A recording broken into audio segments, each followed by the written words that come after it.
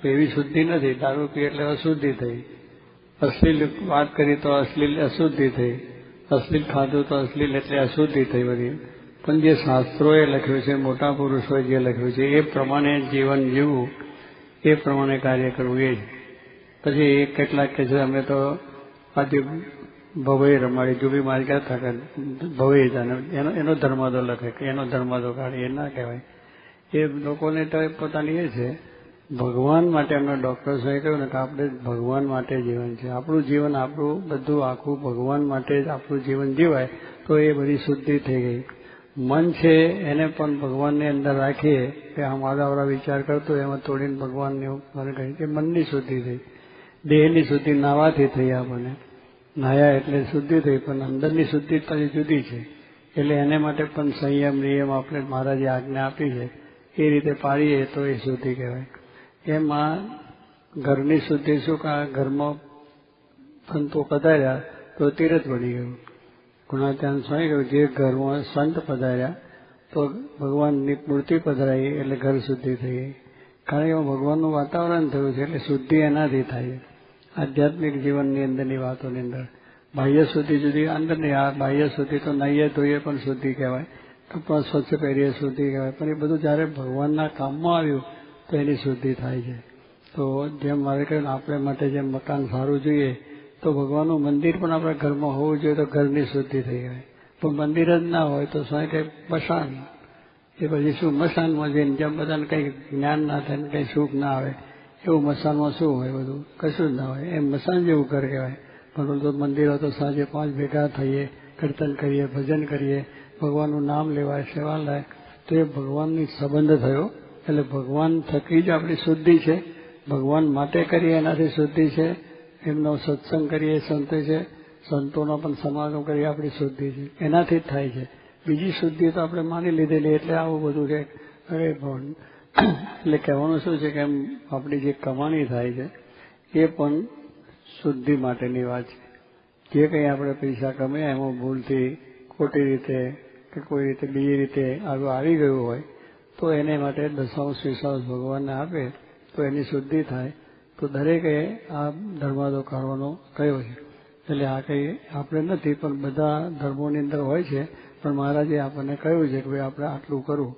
એટલે જે કંઈ પોતે કમાતા હોય, પછી દીકરા મોટા થયા તો એ પણ કમાતા હોય, બાપથી બેટા હવાયા તમે સાંભળ્યું છે, બાપથી બેટા હવાયા સંવાદ જોયો છે ને, અહીં નહીં આવ્યો હોય, અમારે સંતે બનાવ્યો છે કે બાપથી બેટા હવાયા.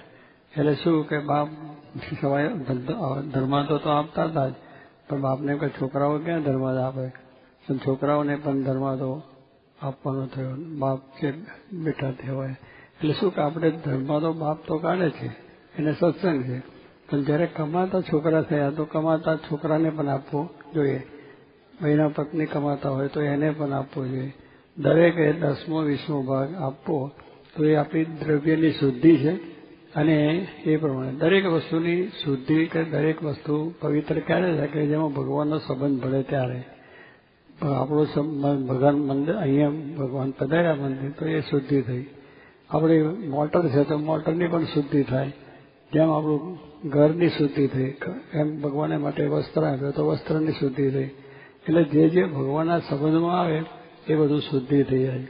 ભગવાન છે લીમડા નીચે ગરડામાં બેઠા તો એની શુદ્ધિ થઈ છે કરવો, પણ શુદ્ધિ એને પગે લાગીએ આપણે ભગવાનના સંબંધમાં આવી ગયો.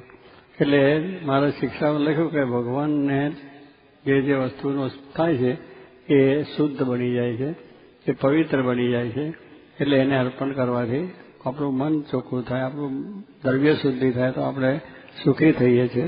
દરેક ખોરાક ભગવાનને આપણે સારો ધરાવીએ તો તેનાથી શુદ્ધિ થાય છે. એટલે દરેક વસ્તુની શુદ્ધિ માટે ભગવાનનો સંબંધ ભળે તો શુદ્ધ કહેવાય. બાકી આપણે મનની રીતે વાપરીએ, ખાઈએ, પીએ, બધું ઘણું કરીએ એ શુદ્ધિ નથી. એ તો લોક વ્યવહારનું કામ છે. પણ શુદ્ધિ ખરી શુદ્ધિ તો એ છે કે ભગવાનને માટે જેટલું થાય એટલું છે. માટે આપણે બધાએ જે કમાઈએ છીએ એમાંથી 10મો ભાગ ભગવાનને આપવો. છોકરા કમાય તો છોકરાને આપવો. અહીંયા તો દેશમાં કંઈ બૈરા નોકરી નથી કરતા, પણ કોક ત્યાં ચાલુ થયું છે, ભણ્યા હોય તો કરે છે. પણ કહેવાનું શું છે કે બૈરા કરતા હોય પત્ની કરતા હોય તો એ પણ પોતાની રીતે આપે, કારણ સૌને પોતાનું કલ્યાણ કરવું છે. આમાં આપણે દરેકે પોતાનું કલ્યાણ, એટલે જે માણસ ખાય, પોતે પુરુષ થાય, જમે તો એની ભૂખ જાય, બૈરા જમે તો એમની ભૂખ જાય. ભોજન તો છે પણ પોતે જે જમે તો જ ભૂખ જાય, પોતે જોવાથી નથી થતું. એમ છોકરો જ એ જોવા એને એ કમાતો હોય, એટલે જે કમાતા થયા એને એનો 10મો 20મો ભાગ ભગવાનને માટે કરવો. ભગવાનની ત્યાંથી આ બધું આપણે શું થાય, એનાથી હજારો માણસોનું સારું આવા મંદિરો થાય, એના વ્યવસ્થા માટે ઉતારા થાય, બીજું ત્રીજું થાય, શરીર માટેનું કંઈ કાર્ય થાય, સારા કામમાં જે વપરાય. તો એ રીતે છે. તો દરેકમાં આપણે ખાસ બધી વાત તો ડૉક્ટર સાહેબનો કરી કે આપણે પોતે જ પહેલાં એવા શુદ્ધ થવાનું છે તો આખું ઘર શુદ્ધ બની જાય. પણ આપણે શુદ્ધ ના હોય તો આપણે જ બહાર ફરતા હોય, સિનેમા જોતા હોય, નાટક જોતા હોય તો બૈરા છોકરા પણ એ જ કરે, તમારું જોઈને કરે. પહેલું તમારું વર્તન શું છે જુએ. છોકરો 2.5 વર્ષનો થાય ત્યાં સુધી બધું જોઈ લે છે, એની છાપ પડી જાય. તો એ પણ છે કે પહેલેથી જ આપણી શુદ્ધતા પહેલી જોઈએ. આપણે બધી રીતે ખાવા પીવામાં બહાર જઈને ખાતા હોય, પીતા હોય, બૈરા બહાર જઈને ફરતા હોય, એ કંઈક એ શુદ્ધિ નહીં. એટલે આપણી પહેલી શુદ્ધિ હશે ભગવાનની આજ્ઞા મુજબ, મર્યાદા મુજબ, તો આપણે પણ સુખ ને શાંતિ થશે. તો આવી રીતે આપણે જે મહારાજને માટે આપણે જેટલું ન કરીએ એટલું ઓછું છે. અને આપણે ઉપર બહુ જ ઉપકાર કર્યા છે. ઘણી ઘણી વસ્તુ શરીર આપ્યું છે, આ પ્રકાશ સૂર્યનો આપે છે, પવન આપે છે, ઓક્સિજન આપે છે, આવી ઘણી ઘણી આપણને બધી વસ્તુ ભગવાને આપી છે. આંખને આપીએ તો શું જોવાના હતા, કેટલી કિંમતી આંખ આપણને છે. કાનને આપ્યો તો શું સાંભળવાના હતા, વાણીને આપ્યું તો શું બોલવાના હતા. આ બધું અંગ આખું આપ્યું છે. ભગવાને કેટલો ઉપકાર છે કે એનાથી તમે જેટલું સારું કરો, ભગવાન માટે કરો, તો એમાંથી એનો ઉપકાર થયો છે. તો આપણે આપણી રીતે જે કંઈ આપણી વસ્તુ છે એમાંથી ભગવાનનો ભાગ હંમેશા કાઢવો. અને ભગવાન માટે જેટલું કરશું એ ભગવાન પાછા આપણને બીજી રીતે આપણી નોકરીમાં, ધંધામાં, વ્યવસાયમાં આપણને આપીને સુખ્યા કરે છે.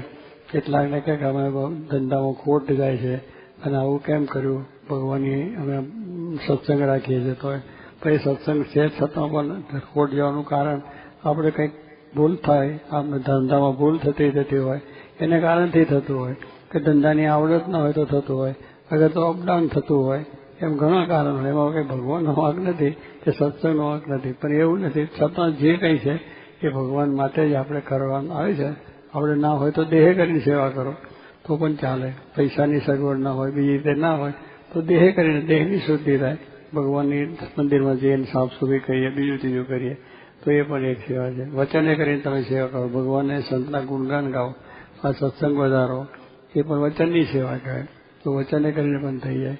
તો કહેવાનું શું છે કે આમ બધી રીતે આપણે સમજીને આપણો ધર્માદો કાઢવાનો છે. એ બધાએ ખાસ કાઢવો. 10મો 20મો ભાગ જે કમાતા હોય બધાએ કુટુંબમાંથી કાઢવાના.